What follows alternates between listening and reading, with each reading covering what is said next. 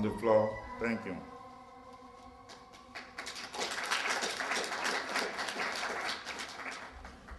Thank you, Nadia, Bill, Omari. You've gotten a lot of information out there, thrown out some interesting points for discussion. Makes my job a little bit easier.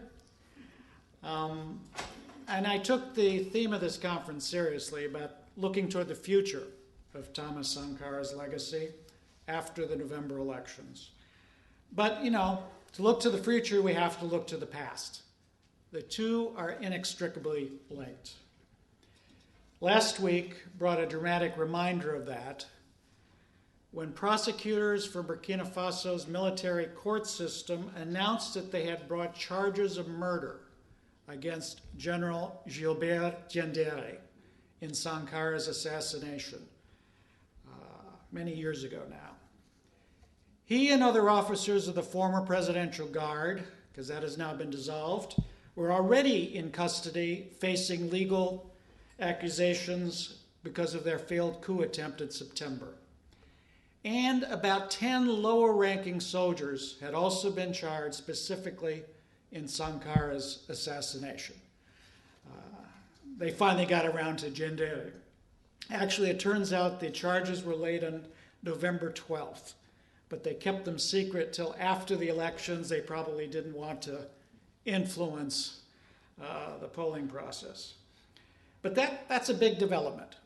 It became even bigger a few days later. We're talking just last week, when the military courts revealed that they had also brought charges against 3 former soldiers of the Presidential Guard again in the 1998 assassination of independent newspaper editor Norbert Zongo. As the cases unfold over the coming months, now this is the military court system. I don't know how much of that's going to be public. There will be press conferences periodically to inform the public about what's happening. But we'll probably learn a lot more about how Compaoré came to power and how he governed in the 27 years he was in office. On the Sankara case specifically, some of the media commentators in the Burkinabe media have been hoping certain questions will get answered. What was Diendéré's precise role in the Sankara killing? He's already admitted it was his people who did it. He claims that, they were just going to arrest him and things got out of hand. Who gave the order? Who did the shooting? We have some ideas, but, things have to be proved in a court. What foreigners or foreign powers were implicated in the coup attempt? In the coup, it wasn't an attempt, it succeeded. Now, the new director of the military court system, a Colonel Sita Sangare, said that Compaoré himself is not now being pursued in the case. But, he added, if the evidence points in that direction, he would not exclude that possibility. Now, some of the questions, same ones, could be answered in terms of the Zongo case. The killers were from the Presidential Guard. What role, again, did Diendéré have in that? Did Compaoré's brother, Francois, have a role? Because the Zongo was investigating the murder of Francois' driver by members of the Presidential Guard. Whether and how such questions get answered won't shed light only on the past. The answers can influence political life in the here and now and in the near future. A resolution of these cases, or even just having the trials themselves, will put a lot more pressure on the many other cases of political persecution, torture, killings, and corruption that happened under the under the Compaoré regime. And quite a few foreign ministers are in prison at the moment awaiting charges on corruption and so on. So this will be an interesting time. Now, on a personal note, back in May and June, they had exhumed Sankara's body from the shallow grave in Ouagadougou. I was reading through the reports, and it just brought me back to the time, just a couple of days after the coup in 1987, when I too was at the gravesite with hundreds and hundreds of Burkinabe who came out. They knew he was there. There wasn't any markers, just a mound on the ground, to mourn their president. It was a very emotional time. So I'm reading through the reports how shallow the grave was. They found bits of clothing, a sneaker, things like that. But being there just a couple of days after the coup, just this enormous outpouring of grief, it's obvious that Sankara meant a lot to a lot of people. I saw that too when he was still alive and the reactions of the population to him. But at that time, with his death, I didn't know back then how long the memory of Sankara would last.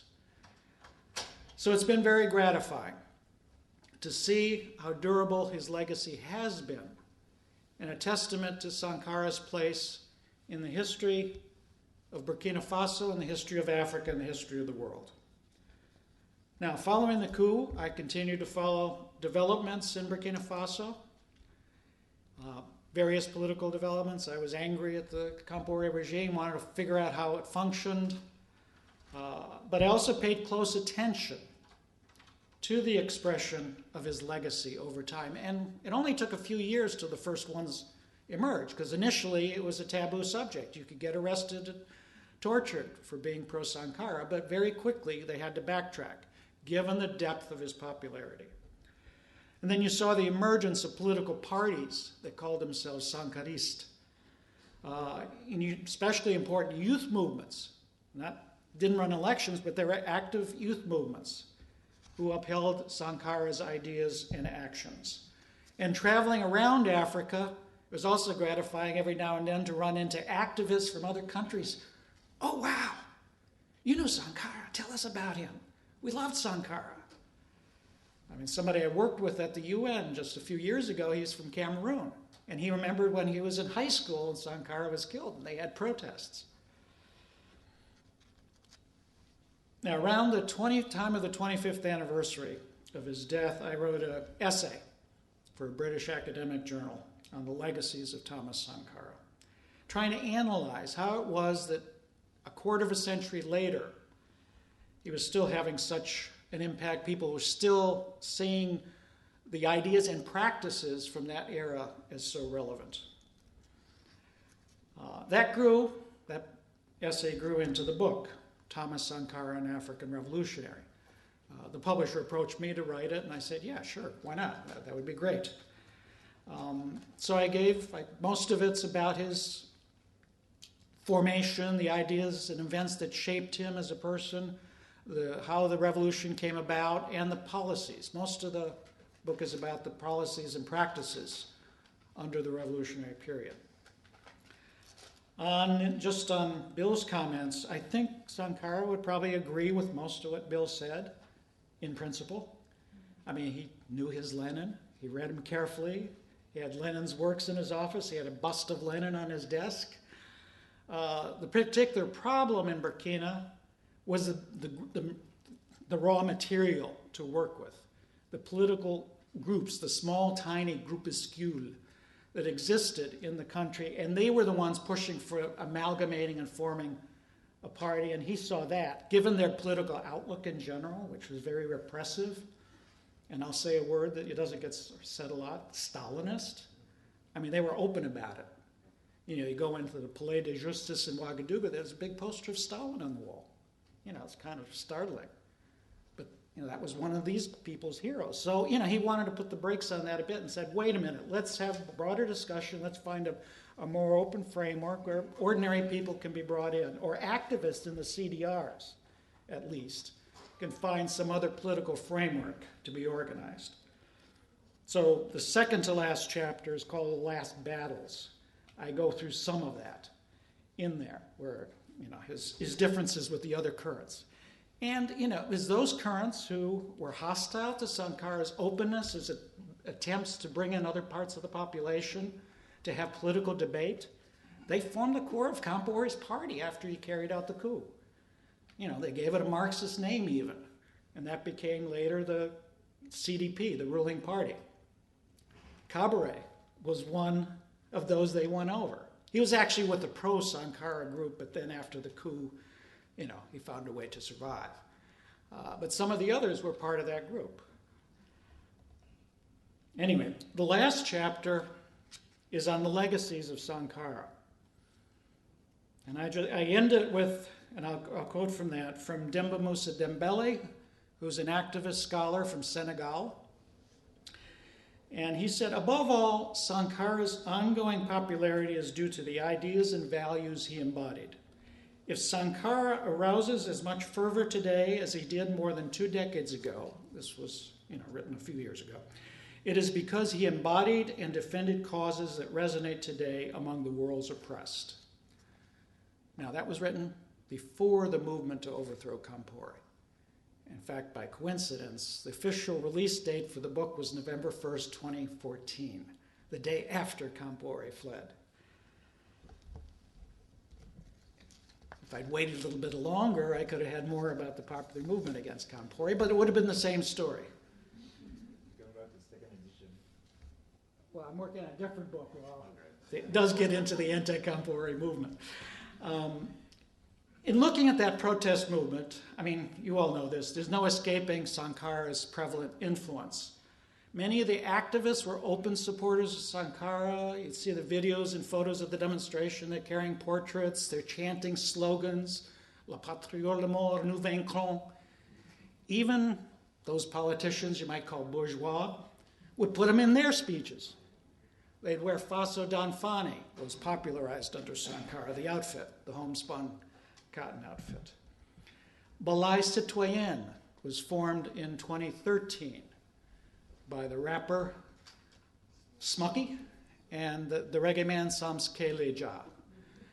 And Sankara is their open hero. I mean, he's the person they point to. After Sankare's overthrow, Campore's overthrow, I got to be careful not to slip back and forth too easily. They formed a transitional government. It was an ad hoc, hodgepodge kind of thing.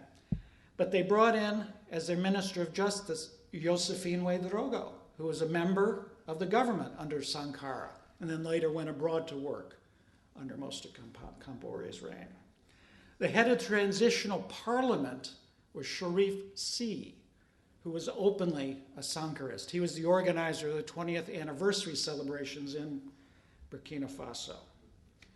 At public rallies, even President Michel Kafando, politically somewhat conservative, a former diplomat, and Prime Minister Lieutenant Colonel Zida would occasionally talk about positive aspects of Sankara's revolution. I mean, they weren't Sankarists, but it played well.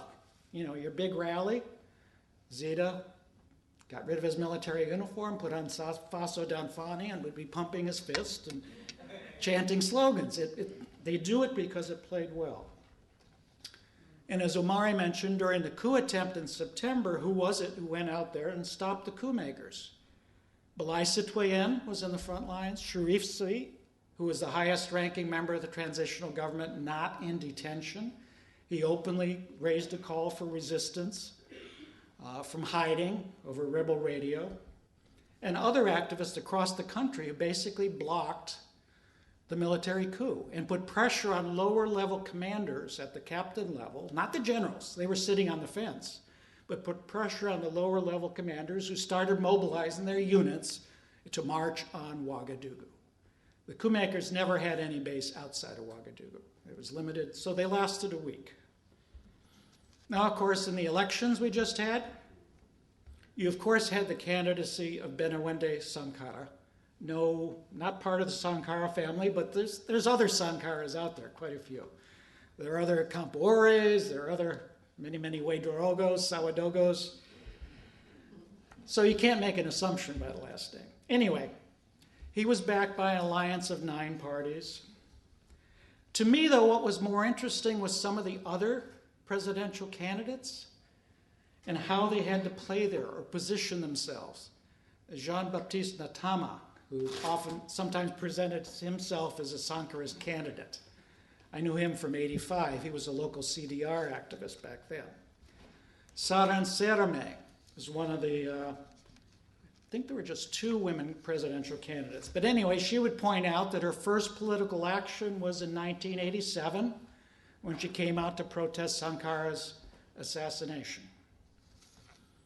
And then Zefran Diabre, who had been a minister in Compaore's government, broke with Compaore relatively early, got a job at the UN, worked for the French nuclear power company Areva, many links to business, and calls himself a liberal in terms of liberal in the European sense of free markets. His last rally in Ouagadougou, he said that if he is elected, he will carry out Sankara's economic program. Now, this is a guy whose thinking is far from those of Sankara, but he thought this would get him some votes. Now, looking at the developments of the past year, it seems to me that Sankarism, if you can use that term, I kind of doubt Sankara himself would have, but it's much more about championing to the day-to-day struggles of ordinary people than seeking elective office. I look carefully at the vote totals of the Sankarist candidates and parties. Benawende got some 86,000 votes for president in total out of more than 3 million. That was 2.7%. His party, the UNER PS, did a little bit better. It got 120,000 votes, enough to get 5 deputies elected to the legislature, one more than they had before. You could add in perhaps the votes of 2 smaller Sankarist parties. That would add another 20,000. So you break 140,000 votes. Now, if I recall correctly, that total isn't all that different from what the Sankarist candidates got in the last elections under Compaore.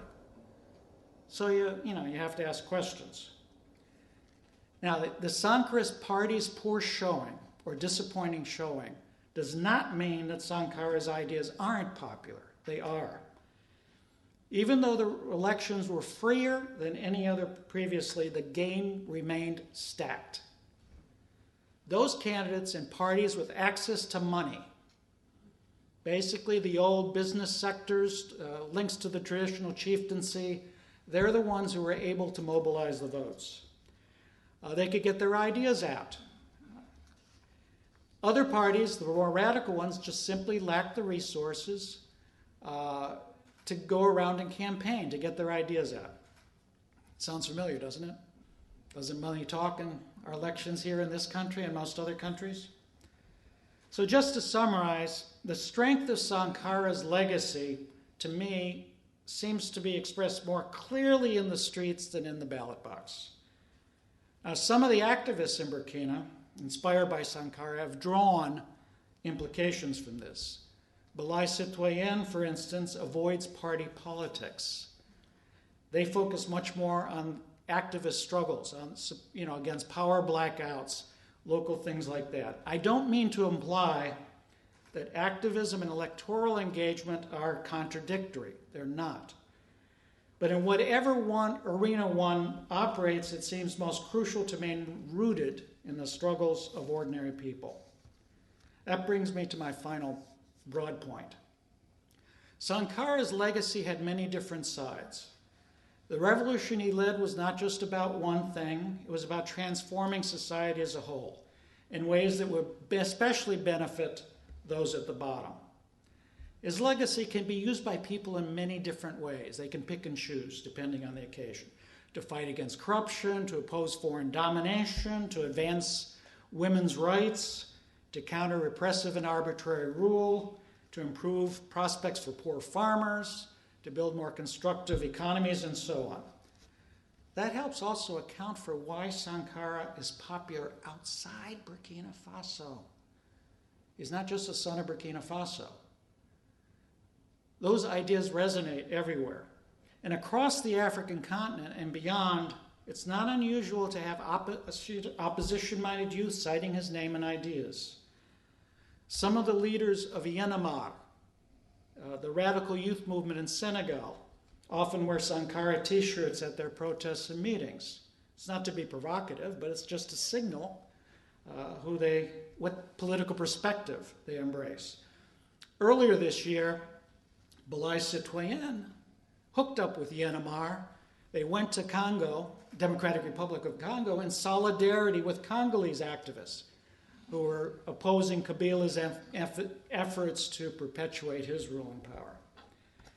Now, looking across the continent, I think you could fair to say that Sankara certainly is better known in those parts of Africa that use French, former French, Belgian colonies, so on, for communicating with each other. I mean, his interviews and speeches, you just Google, you go online, you find video clips, you find the text of his speeches easily in French.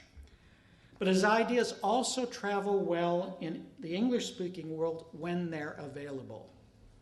That's why the Sankara Speaks book by Pathfinder Press is so important. It includes many of his most important speeches and interviews.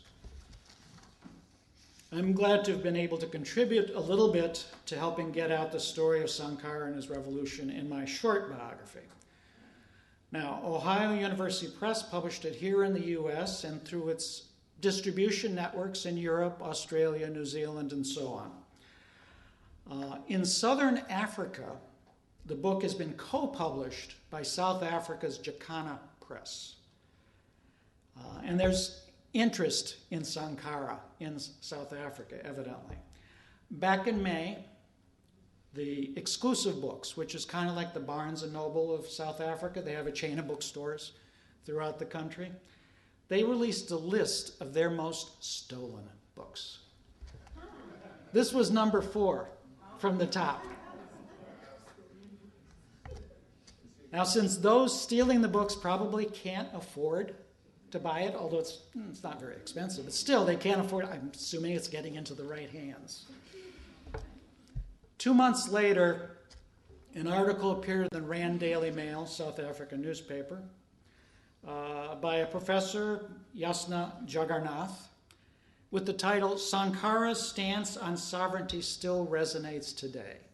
He begins by talking about the Greek economic crisis and, Sankara's views on the foreign debt and how relevant that is.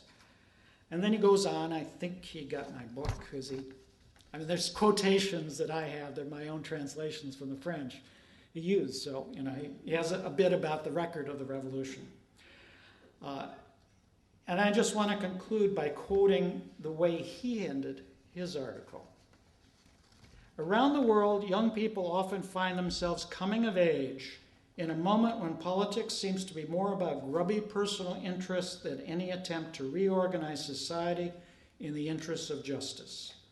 Strong figures who are incorruptible and driven by a resolute commitment to justice are often attractive.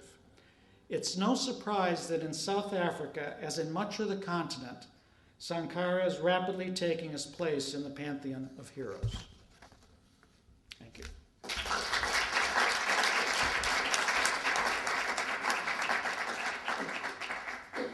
Okay, thank you very much, Ernest. Let's give us another round of applause to all the speakers for their insights, contributions, and powerful contribution. Woman, and she's an activist, and she believes in justice and freedom, and she works with the Embassy of Venezuela. Flavia Marquez.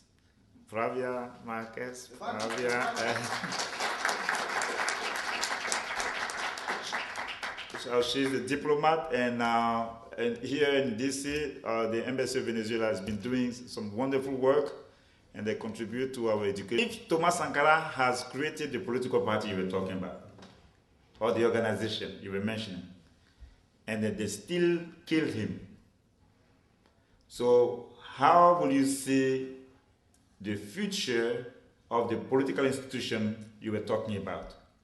Don't you think that those who wanted to assassinate him will have done everything possible to destroy that political institution?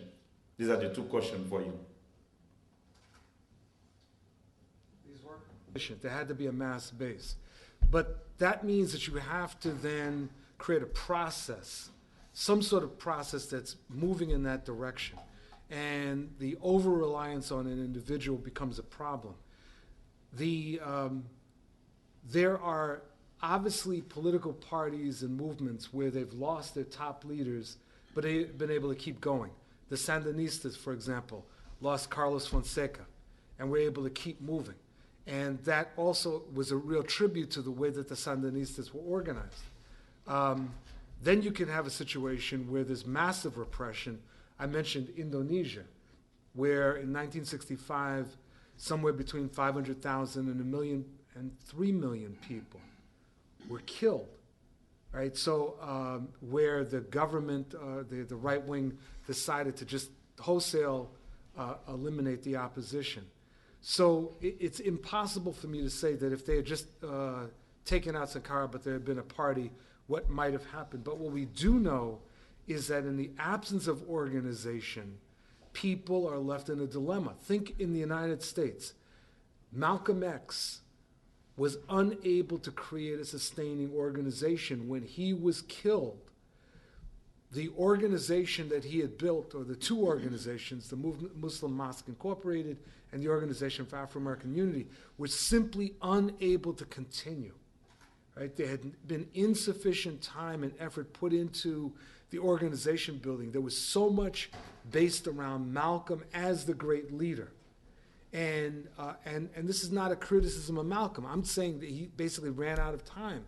But you also have to, in building movements, you have to figure out how to put that time aside to develop organization. And despite every challenge that you're up against, and building organization and building successor leaders is one of these things that we frequently in movements put off to the side. We think that we have more time to do it, and then we don't. Okay, question to be. But does not point to the general difficulty or challenge of having a revolution or successive revolution in the peasant society in general, and most particularly in Africa, because Burkina Faso is one of the poorest country, even in the context of West Africa. Yeah.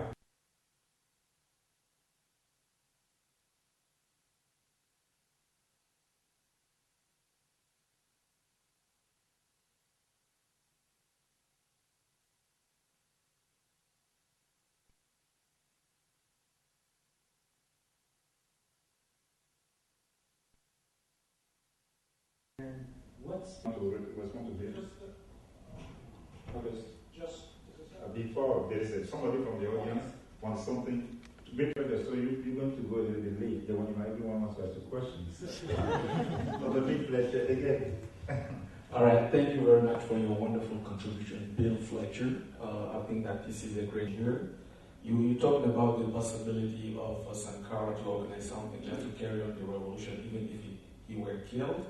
But you just forget to mention that the one who killed Sankara is one of those who built the revolution. Blaise Compaoré is among those who have the main ideas about the revolution. That's first. And second, Sankara started by just setting the Committee of the Defense of the Revolution. And we saw that after the killing of Sankara, not only Sankara were killed, but all those people who were gravitating around him, they kept on killing him for years and years again. So they kept claiming all those possible people who could just bring the revolution back again. So this is a point that you should not forget in all those things. And those points were those I wanted to just thank you very much. Not the peasant society question, but the weakness of the existing state and the very limited educated elites that one has to work with. You had the starting within the CDRs of getting activists who didn't know how to speak French to start organizing and functioning, but to have a discussion at the national level, you at least had to have some. We did have a group, the New Jewel Movement, that was organized, and from within they had a coup. They killed Morris Bishop. That's right. But with killing Bishop, it wasn't necessarily that they didn't have an organization. They destroyed the organization they had by destroying the link between the leadership and the masses and the population, who didn't have any confidence in Bernard Cord. I mean, how could you? Same as people didn't have any confidence in Blaise Compaoré. I mean, they were similar personalities, sort of bureaucrats, Stalinist bureaucrats. So that link between leadership and masses, in addition to organization, is vital. I think you need them both. Okay. That's just my take. Okay, thank you. Omar, you want to say something about the same topic? Yeah. Okay, Bill, after Omari, I have another question about the same question. Yeah, Omari. Yeah, I was going to raise the question of Grenada as well, because there's so many similarities. There are similarities in terms of the political perspective of both Campari and those around him, and Bernard Cord and others around them. A third of the population of Grenada went into the streets to free Maurice Bishop and the other leaders of the Grenadian Revolution. A third of the population. 30,000 out of 100,000 people. Small act. This question goes to the question of the link between the real leadership and the pretending leadership. I would submit, I had an opportunity to meet the murderers of Maurice Bishop before the end of the revolution. They destroyed the revolution. The revolution, and Fidel Castro makes a very important point. Revolutions can only be destroyed from inside, not outside. The revolutionary, I mean, think about that now. You've got a little country of 4 or 5 million people up against the mightiest military power in the world, and it still exists, and still is an example. Cuba, I'm talking about Cuba. That leadership is still there, no matter how old Fidel Castro is and Raul Castro. The continuity of revolutionary leadership in Cuba is still there. This is what was broken in Burkina Faso, and this is what was broken in Grenada by the same type of political leadership. Ernest doesn't like to use the expression, but these are, if you remember, those who really study it know that the reason why Sankara, I think Bill hit it too, didn't want to put together a so-called vanguard party is because there was no agreement between many of the major leaders. Campore didn't agree, Zongo didn't agree, and it went down the list with what the political perspective that Sankara laid out. And the proof of the pudding was, what did they do after they got rid of Sankara? They dismantled the whole revolution. And Campari had at the end of his regime, had the honor of being a handmaiden with U.S. and French imperialism in the fight in Mali, and the negotiations between the different groups in West Africa. He was an ally of the French and the United States. The United States dumped a lot of money on him to do that. But the small number of workers who existed in Burkina Faso at the time. Okay. But that was part of what I think was the problem. Okay, Bill, before you want to leave or before you leave? Before he leaves, go ahead. Bill, before you know the fact that a leader might not have built the right institution, it poses the question of the nature of some exceptional leaders in the community too. Now, because maybe Malcolm X, the movement, and after he was killed, Rafa Benati, who thought that king was Moses, that he was Joshua, and could not take the people to the promised land. Mm-hmm. So I think that for me, sometimes it's not just about the mistakes or the weaknesses of the leaders, but sometimes there are some people who are exceptional leaders. Maduro is a great president, but he cannot be Chavez. No, I think that that's absolutely correct, that there are exceptional leaders. When I first started thinking about this question, really thinking about it, was when Harold Washington died in Chicago, the mayor of Chicago. Harold Washington was brought forward by masses of people in Chicago who said, we want you to run for mayor. It wasn't the other way around. It was people that went to him, said, we want you to run.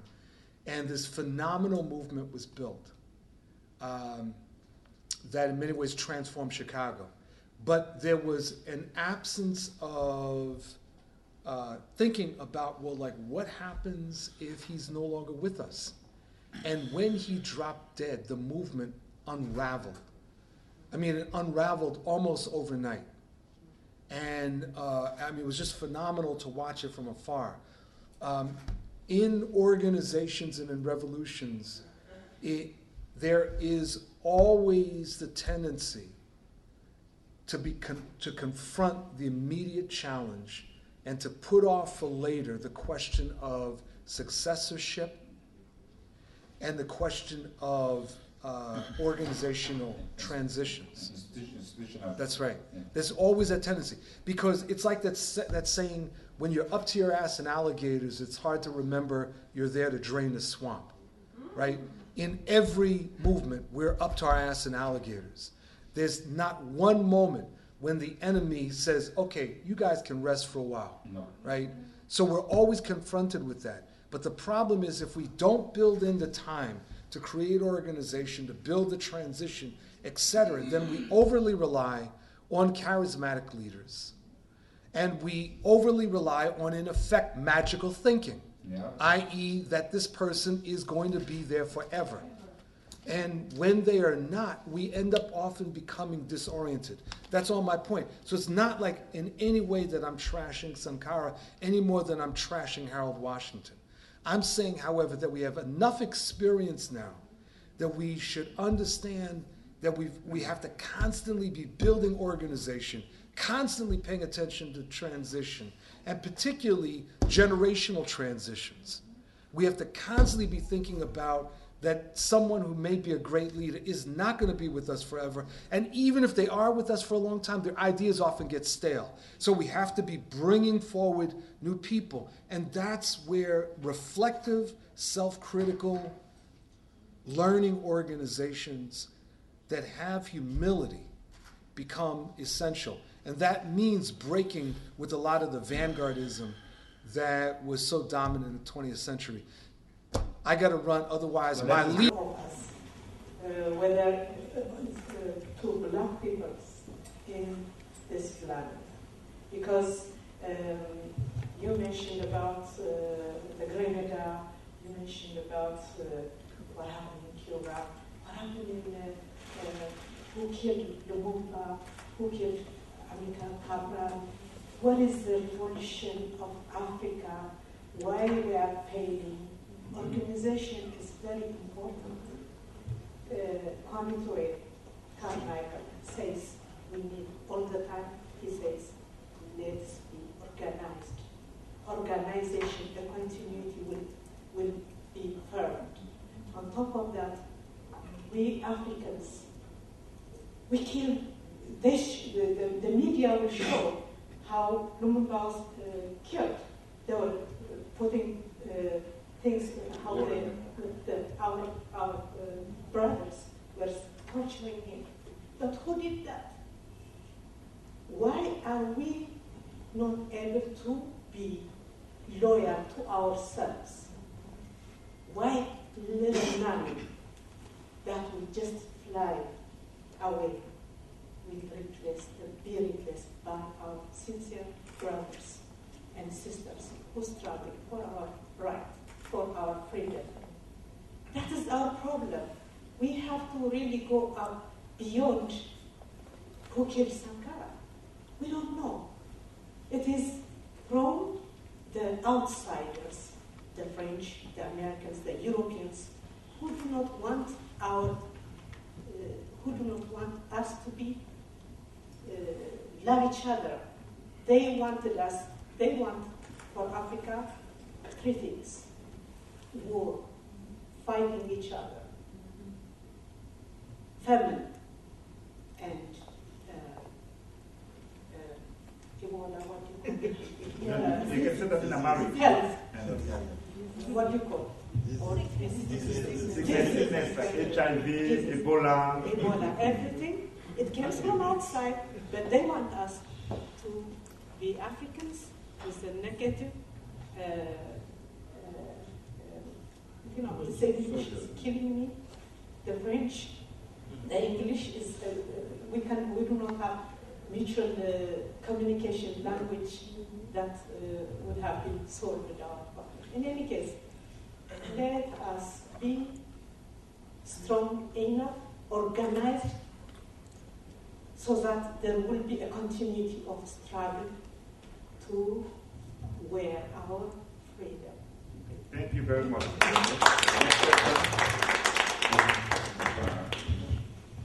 Yes. I would like to thank those who organized this conference. Really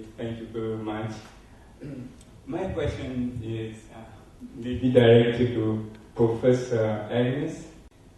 So I really appreciate his point about the fact that Sankara's legacy is much more expressed in street rather than in ballads. So don't you think that this is due to the fact that the Sankaris or the so-called Sankaris are not so united as we would think?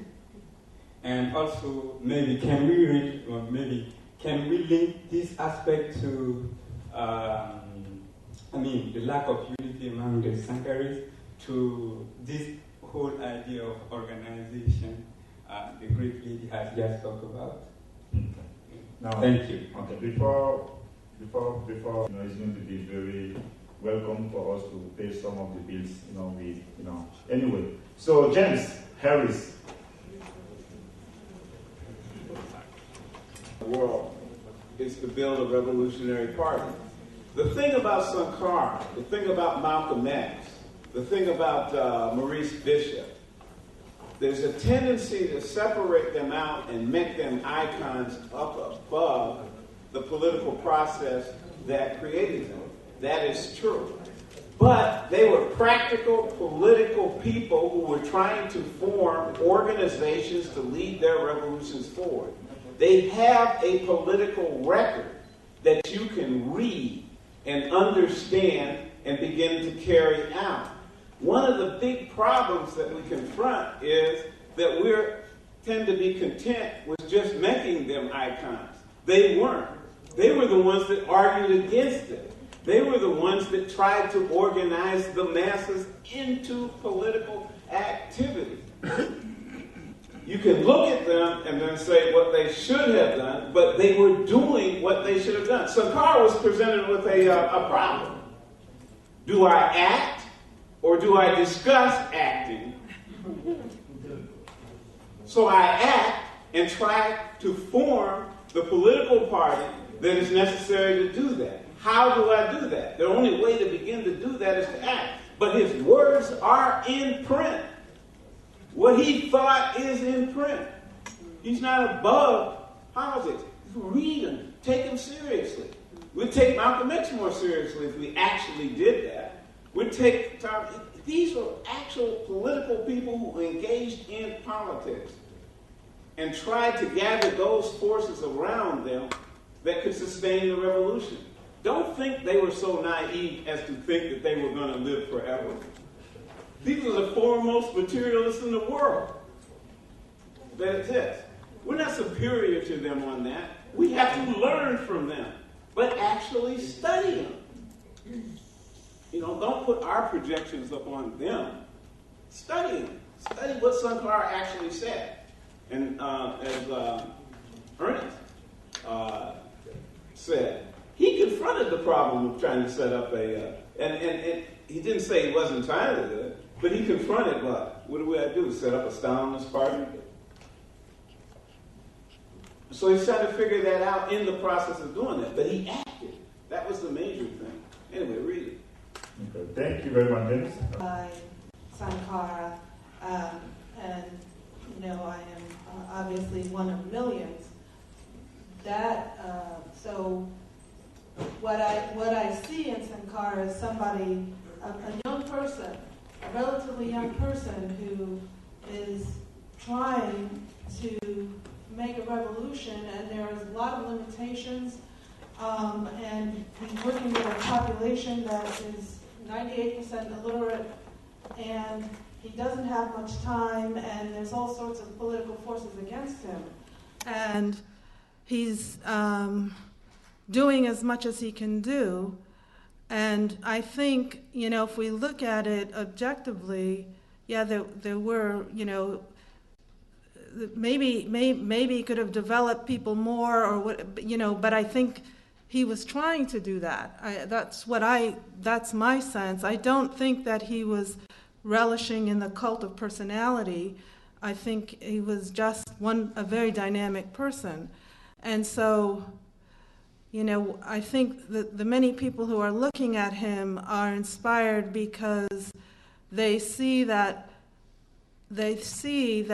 people will organize and do amazing things, and against all odds. And I guess I'm seeing the potential of a real revolution if, again, there was more time.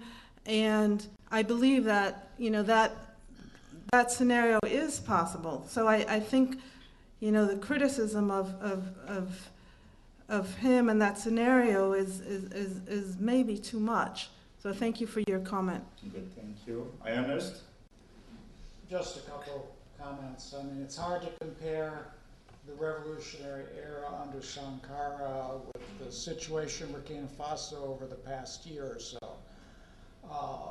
The context within which these groups that call themselves Sankaras function is quite different. It's not a revolutionary situation. They had a popular uprising insurrection that overthrew Compaoré. That was not really a revolution. You ended up with a transitional government that was kind of an ad hoc coalition of the military, the old political leaders of the various political parties, and the civil society activists. The most surprising thing about it was the strength of the activists in that period, which is very, very rare in Africa. They were members of parliament. They pushed through legislation. They tried to root out as best they could the remnants of the Compaoré system. They barred a whole bunch of Compaoré's people from running in the election. With the help of the anti-coup resistance, they managed to get rid of the presidential guard. They were able to do quite a lot. I agree. Yes, the problem of disunity among the Sankarist groups is real. They talk about it. I'm going there in about 6 or 7 weeks, and I'll spend about a month, and I'm going to talk to some of these people and see what they think, where their weaknesses were. But I don't think there are simple solutions. Relating it to the organizational question of what are you doing during revolution, I think it doesn't quite fit because it was a different situation. They don't present themselves as revolutionary parties. They uphold the revolutionary ideas of Sankara. But Benawende Sankara says his party is social democratic. Kaboré's party says it is social democratic. What does that mean?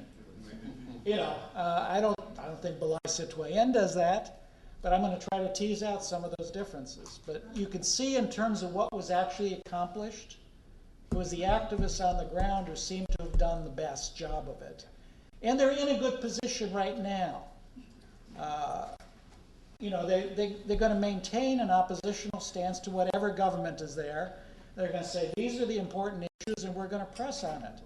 You've promised more democracy. You've promised justice for the killers. We're going to hold you to that account, and they're going to put pressure on from outside. Unfortunately, the Sankarist parties, they're sort of part of the political game. It's not a denigration. They may have to do that to function. But they're going to have one foot inside and one foot outside. The strength of the Sankarist parties, Benawende Sankara was out there in the streets with the activists during the insurrection in October 2014. Kaboré was not. They had their meetings with Zephyrin Diabre and the others, but they weren't with the activists in the street. The Sankarist parties know that that's where they need to be, and they have a foot in that world. And as long as they need to keep that foot there solidly on the ground, I think, to have any real effect down the line. Good, thank you. Okay. Right now, my opinion is that this is the biggest political opening that they've had. I don't mean the Sankaras. I mean the masses of people, the politically conscious people, who want to move on implementing the ideas that Sankara tried to implement. That's what I think is happening now. And we'll see whether or not these other groups that are out there try to close down the political space that these masses have won. You could have big meetings there, big discussions. We need more discussion in Burkina Faso to discuss in action. A revolution is action. The brother made the point that Sankara had to decide. Do I think about and discuss, or do I act? And revolution is acting. So you make a mistake, big deal. Everybody makes mistakes. But the real problem is, are you trying to lead the masses forward to make a revolution, to do what he said he was trying to do? He didn't just say French imperialism is bad. He went all over the world explaining why it was to everybody who would listen, and so on. He came here to talk to us, meaning African Americans in the United States. You remember that? No, many people in the room don't remember, but he came here and he expressed with, anyway, that's another story. That was one of the first things that you do. He spoke to the African American population about making revolution. He was like Malcolm. He was like Maurice Bishop, understanding the crucial role that African American workers, young people, play in the struggle around the world. Around the world, not just here, around the world. There will be solidarity with the next rise of the revolutionary struggle in Burkina Faso here in the United States. It won't be a lot of discussing back and forth and so on. Maybe there'll be that. There'll be big meetings. There'll be demonstrations in front of the White House to demand the United States gets its nasty hands off the people in Burkina Faso. You know they're going to have their hands on it. But a revolution is action. Thinking through in action. That's what I think Sankara represents. Just one little thing. This thing about icons sort of drives you crazy. I remember that they had a postage stamp in the United States, you know, a regular stamp with Malcolm X. That's how far they took it off pretty soon, but they had it. That's how far they're willing to go. And we never thought of Malcolm X as an icon. We thought of Malcolm X as our political leader, the most advanced political leader produced in the 20th century in the United States coming out of the black liberation struggle. That's what produced Malcolm. He didn't produce it. That's the same thing with Sankara. Wasn't he a product of society and the struggles of the masses of Burkina Faso? Not the other way around. And every revolutionary leader is that way. That's what we have to strive for. We have to act in that manner and not poo-poo it or is above us. How was he above us? Here it is. You can read what he says. You can read what he says. Not a lot of editorial comment here. This is Sankara's speeches. I urge all of you to read it. Study it very closely. Not that we're going to repeat every single thing he did. We won't do that. As Ernest explained, the situation today, here and there, is different than it was in 1983. But the tasks I tried to outline at the end of my remarks are the same. To build a revolutionary leadership in action that begins to conquer the political ground that leads us to actually taking power. Isn't that what Sankara was about? He says it, I read it. He says the object of the revolution is to put the power in the hands of the people. We have the same task here in the United States. It's not just Burkina Faso. Thank you very much.